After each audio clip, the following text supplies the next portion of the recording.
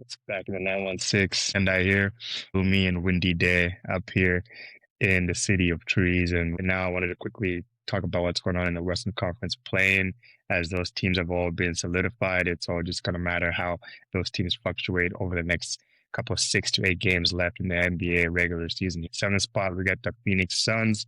Eighth spot, Clips. Nine, Blazers. 10, Dubs.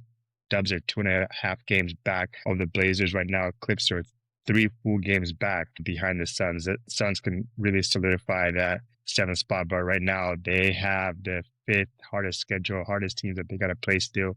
OKC, Lakers, Rockets, and Charlotte. The Clips right now, they have the 13th hardest schedule, which is going to be a little bit more manageable for them.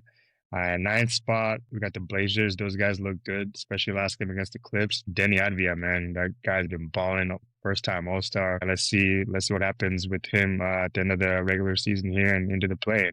10th spot, Dubs.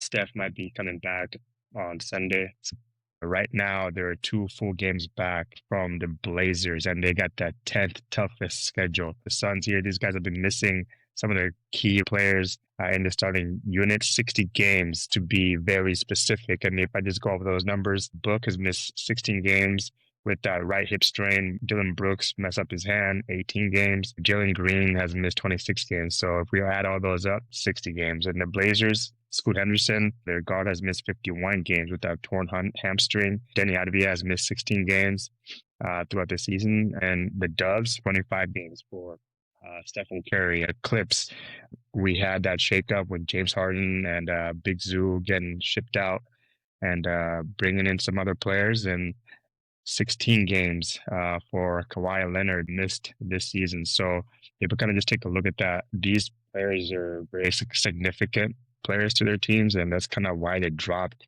in the standings. I think out of all these teams, the Suns can probably make the most noise, if I had to say so myself. I'm never gonna count 30 out, but man, I don't know if this team is gonna go very far. So if we look at the Western Conference right now, as it stands, the winner of the 7 and 8 game will play the second seed, which is most likely going to be the Spurs.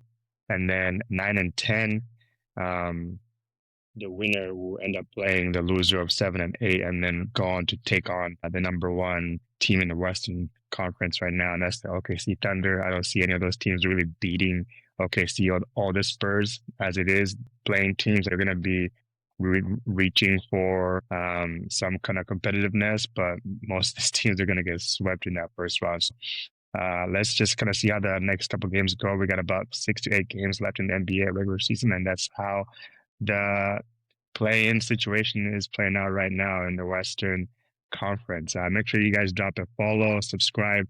I got a new pod coming out with a special guest. More news on that later. Stay tuned.